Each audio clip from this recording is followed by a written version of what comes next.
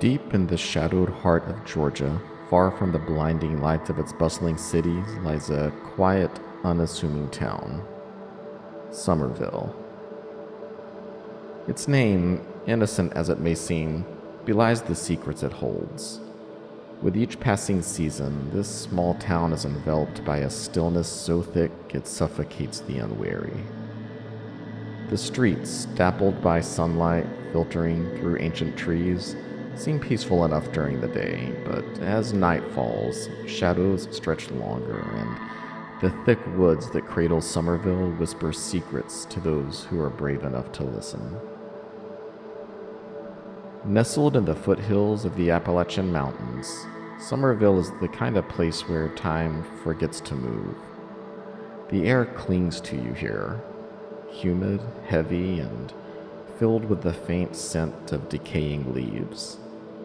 In this forgotten corner of the South, people speak in hushed tones about things better left unsaid. Perhaps it's the isolation that drives the stories.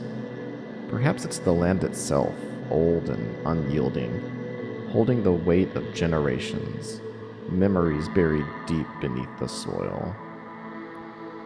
Whatever it is, Summerville has its share of ghosts, and its darkest tale, well, that belongs to the ruins of Corpsewood Manor, a place where silence screams and the forest watches, waiting.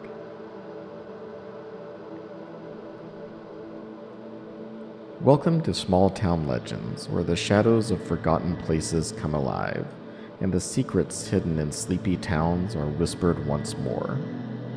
Here, we explore the urban legends, chilling true crimes, and the strange, eerie tales that lurk in the corners of small-town America.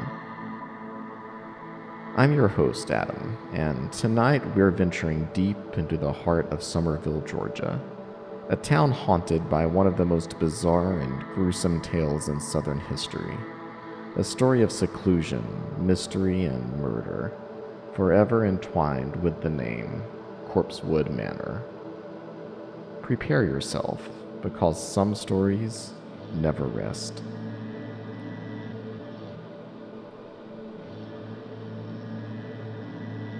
Before the lonely, crumbling walls of Corpsewood Manor were ever imagined, there was Dr. Charles Scudder, a man of many lives. Born into privilege, Scudder seemed destined for a life of comfort and academia. A highly intelligent man, he had a sharp wit and an even sharper mind, eventually earning a doctorate in pharmacology. He could have spent his days in the hallowed halls of universities, living out a prestigious career, and for a while that's exactly what he did. As a professor at Loyola University in Chicago, Dr. Scudder's talents were put to use in a world far removed from the quiet life he would later seek. He specialized in neuroscience, conducting research and experiments in his lab. Surrounded by the sterile glow of beakers and bubbling chemicals, he was a man of science. But there was something stirring beneath the surface of his well-ordered life, something restless. He was, by all accounts, eccentric. His office, cluttered with antiques and adorned with strange pieces of art, told the story of a man intrigued by the esoteric. Scudder had a fascination with the occult and a love for the unknown. He was known for his boldness in thought, his flamboyance, and his defiance of convention. His colleagues, many of whom found his eccentricities odd but harmless, watched him with a mix of amusement and curiosity. After all, it wasn't every day you encountered a professor who casually adorned his office with human skulls and symbols of arcane lore. But the monotony of academia, the sterile walls of the university, began to weigh on him.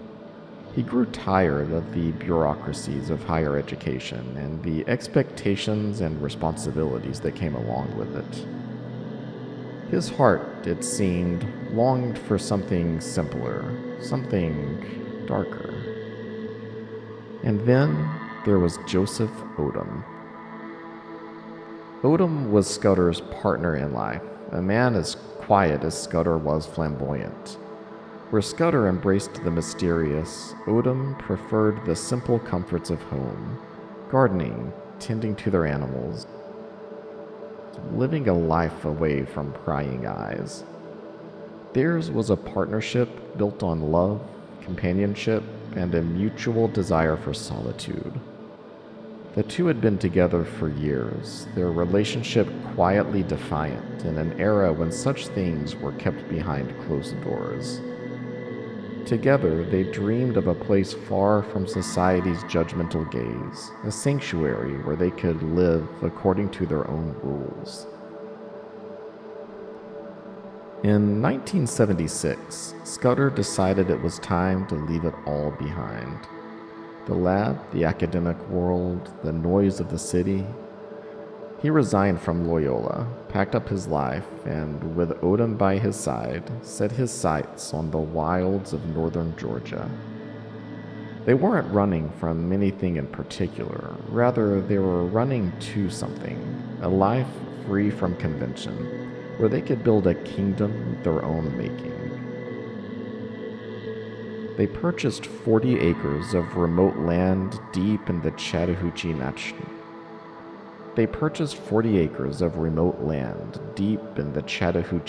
Forest. Far from civilization, they found peace in the isolation, in the thick woods that swallowed the light and muffled the world beyond.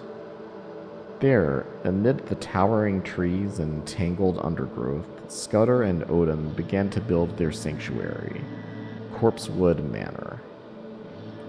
It was to be their Eden, a place of freedom and self-sufficiency. No electricity, no running water, just the two of them, their dogs, and the silence of the forest. They built the manor brick by brick, laboring with their own hands to bring their vision to life. It was a place where the past and future faded away, where time itself seemed to stand still. Little did they know, this sanctuary would soon become their tomb.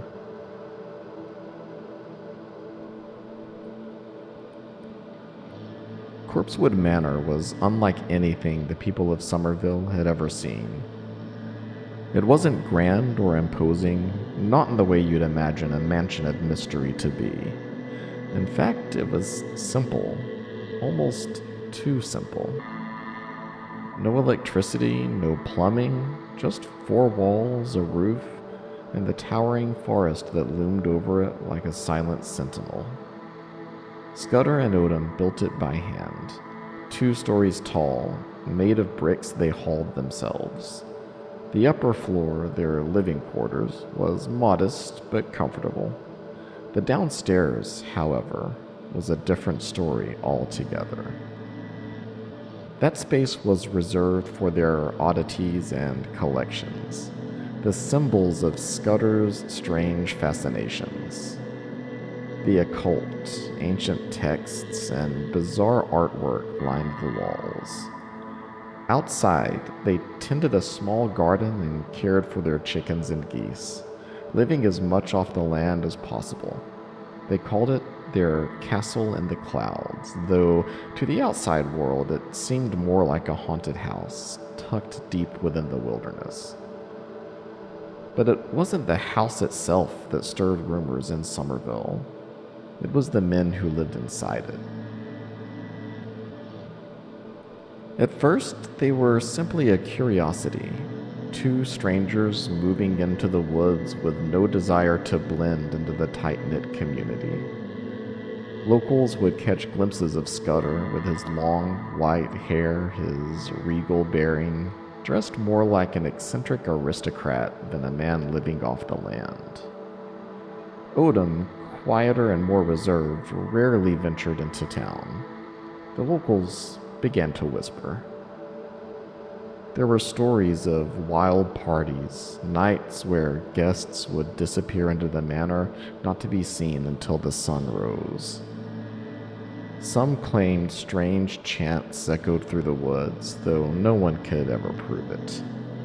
Scudder's fascination with the occult didn't help matters. He'd constructed a pleasure chamber in an outbuilding, a place known as the Pink Room, where wine, drugs, and a collection of questionable items were kept.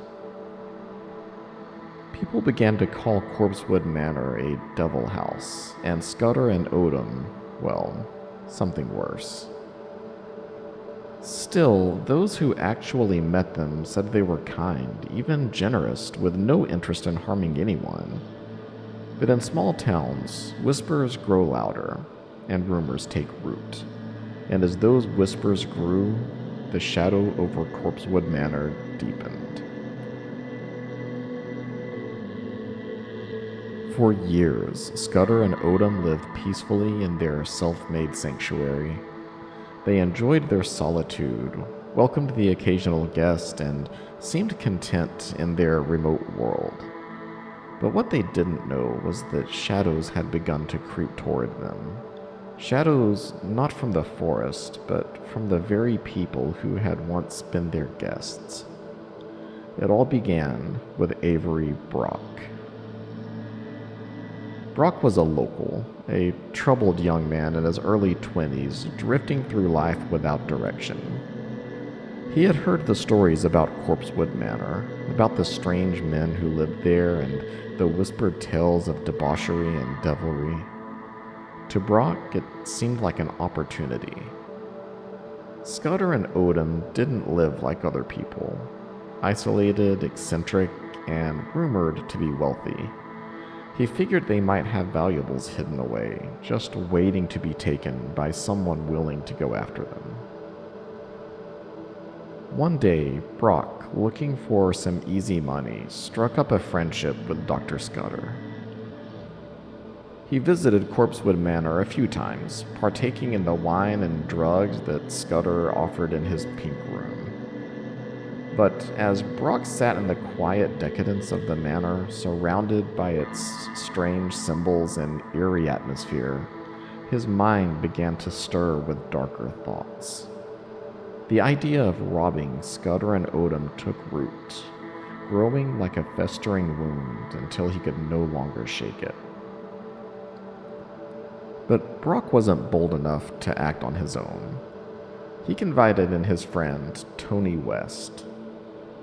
West, older and more hardened, had a violent streak. He was no stranger to the wrong side of the law, and when Brock shared his idea, West saw it as a chance to indulge in his worst impulses. Together, they concocted a plan, not just to rob Scudder and Odom, but to leave no witnesses behind. The pair decided to recruit others to help them with the job.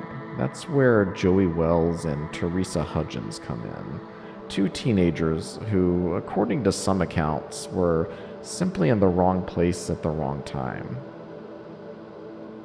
On December 12, 1982, Brock and West lured the teens to join them on what seemed like a harmless visit to Corpsewood Manor, claiming it would be an adventure. The group arrived at the manor in the fading light of late afternoon. Scudder, always hospitable, welcomed them with wine and a homemade psychoactive drug, unaware of the danger brewing behind the false smiles of his guests. Brock and West played along, acting as if this were just another night in the Pink Room. The wine flowed, and with it, Scudder's guard came down, as it often did when surrounded by what he thought were familiar faces. But the night took a sinister turn when Brock and West finally revealed their true intentions. At some point during the evening, the calm facade shattered. Brock, armed with a rifle, turned on Scudder and Odom. The Pink Room, once a place of indulgence and mystery, became the scene of an unspeakable horror. West, never one to hesitate in moments of violence, joined in, tying up Odom in the kitchen while Brock confronted Scudder. Scudder was helpless, his intellect and charm offering no protection against the violence unfolding before him. Odom was the first to die, shot at point-blank range in the kitchen, his blood spilling across the cold, cracked floor of the manor they had built together. But for Dr. Scudder, death did not come quickly. The men taunted him, ransacking the manor in search of the riches they had convinced themselves were hidden there. But there were no piles of money, no treasures to be found, only the remnants of a life lived simply, despite the extravagant rumors. When they realized their robbery had been in vain, they turned on Scudder. In his final moments, Dr. Scudder was bound, beaten, and forced to kneel before a portrait of the devil he had hung in his own home. He said nothing, though his eyes seemed to know that this was the end. Then the gunshots rang out, echoing through the empty forest as if the woods themselves were mourning. Dr. Scudder fell to the ground, lifeless, his sanctuary turned into a tomb. The stillness of the night at Corpsewood Manor was broken only by the distant rustling of leaves, as the forest seemed to sigh in relief that the violence had ended. But inside the manor, 2 lives had been brutally extinguished, and their killers were far from finished. After the murders, Tony West and Avery Brock gathered what few valuables they could find, some cash, a few personal items, and fled the scene. There were no riches, no hidden treasure, just the cold reality of what they had done. Joey Wells and Teresa Hudgens, the 2 teenagers who had been pulled into this nightmare, were left shell-shocked, terrified by what they had witnessed. In the hours following the murders, the group drove aimlessly, the weight of their crime hanging heavy in the air. As they fled through the winding roads of rural Georgia, West and Brock made plans. They knew they couldn't stay hidden forever. West, ever the hardened criminal, had the idea to escape to Mississippi, where they might find refuge among friends. But their hasty retreat, fueled by panic, was anything but careful. Along the way, West stole a car from a family member, and with each mile they drove, the noose of the law tightened around them. Back at Corpsewood Manor, it didn't take long for the murders to be discovered. When the authorities arrived at the scene, they were met with a grisly sight. The bodies of Scudder and Odom surrounded by the shattered remnants of the life they had tried to build. Blood stained the floor of their sanctuary, the manor's strange trinkets and symbols now tainted by the horror of that night. The small town of Summerville was rocked by the news. Rumors that had once been whispered in the shadows now exploded into the daylight, with locals speculating that the murders were somehow tied to Satanism, the occult, or even dark rituals gone wrong. But the truth, as always, was far simpler. It wasn't the devil that had claimed their lives. It was greed, violence, and the depravity of human nature. It didn't take long for the law to catch up with Brock and West. They were arrested just days after the murders, their attempted escape cut short by their own recklessness. Both men were brought back to Georgia to stand trial for the heinous crime they had committed. The courtroom was a spectacle, with people eager to hear the lurid details of what had happened at Corpsewood Manor. But for all the talk of devil worship and occult practices, the facts of the case were clear. It was nothing more than a brutal, senseless act of violence. Avery Brock, whose original plan had been nothing more than a simple robbery, was sentenced to 3 life sentences after pleading guilty to the murders. His companion, Tony West, who had orchestrated much of the violence that night, was sentenced to death for his role in the killings. His sentence, however, would later be commuted to life in prison after years of appeals and legal battles. In the end, justice was served, but it brought little comfort to the people of Summerville.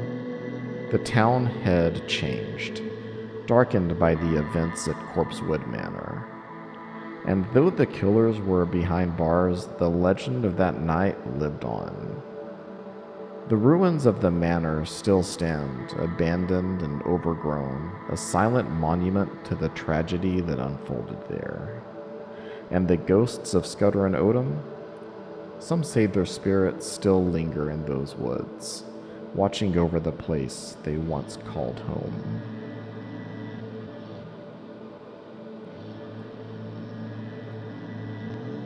Corpsewood Manor was never meant to be a haunted place, but after the events of that bloody night, it became something more than just a ruin deep in the Georgia woods. As time passed, the bricks of the manor began to crumble, overtaken by vines and trees, slowly swallowed by the land it once stood on. But the memory of the murders and the strange, chilling atmosphere surrounding the place never faded. To this day, the remains of Corpsewood Manor lie abandoned, a skeleton of its former self. The forest has reclaimed much of it, and the once vibrant garden is nothing but a tangle of thorns and wild growth.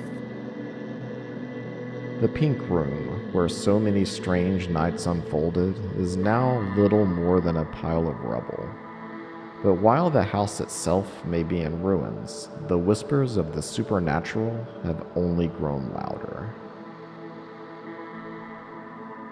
Over the years, countless visitors have been drawn to the site, curious about the dark history that surrounds it. Some come out of morbid fascination, others seeking answers to the mysteries that linger in the air. And almost every one of them leaves with a story, a brush with something they can't quite explain. Some say the manor is cursed, that the land itself holds an evil energy. The woods surrounding the property are thick, oppressive, almost alive with a strange, unnatural silence. Those who venture there often speak of an overwhelming sense of dread, as if the trees themselves are watching, waiting for something to happen. Many have reported hearing faint voices in the distance, disembodied whispers carried on the wind. Others speak of seeing strange lights flickering in the forest, or shadowy figures moving through the ruins, glimpsed out of the corner of the eye but gone when looked at directly. The most unsettling encounters come from those who claim to have felt a presence, an unseen force watching them, standing just out of sight, sending shivers down their spine. Some describe it as cold, others as malevolent. But the most common story, the one that sends the deepest chill, is the vision of Dr. Scudder himself. Many visitors to the manor say that they have seen a tall, pale figure wandering through the ruins, his white hair unmistakable even in the darkness.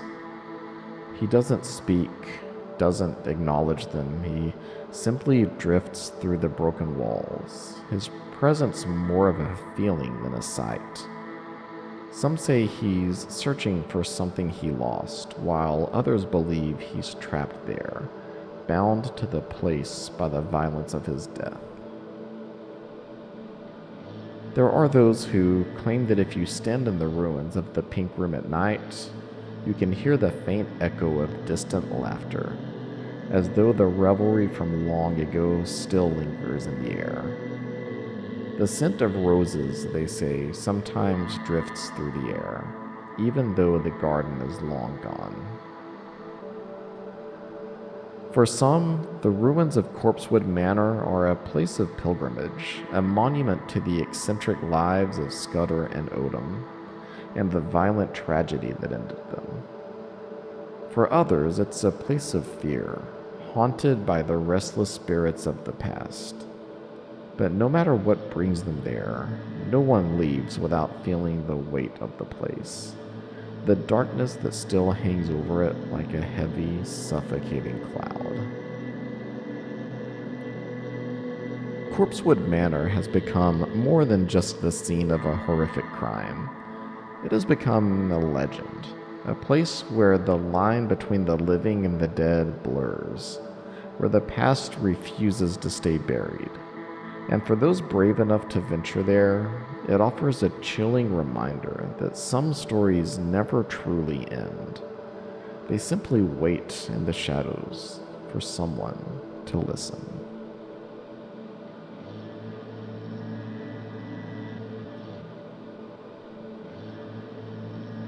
And so the tale of Corpsewood Manor comes to an end, or perhaps it doesn't.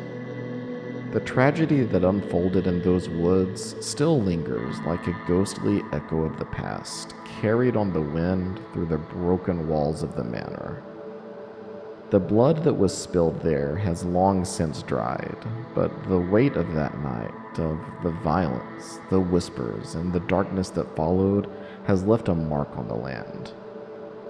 Corpsewood stands as a reminder of what can happen when curiosity leads to obsession, and when the darkness in people's hearts is given room to grow. It's a place where the boundary between the known and the unknown feels thinner, where the past refuses to rest quietly beneath the soil. But there's something about places like Corpsewood Manor that draws people in. Perhaps it's the thrill of confronting what we don't understand. Or maybe it's something deeper.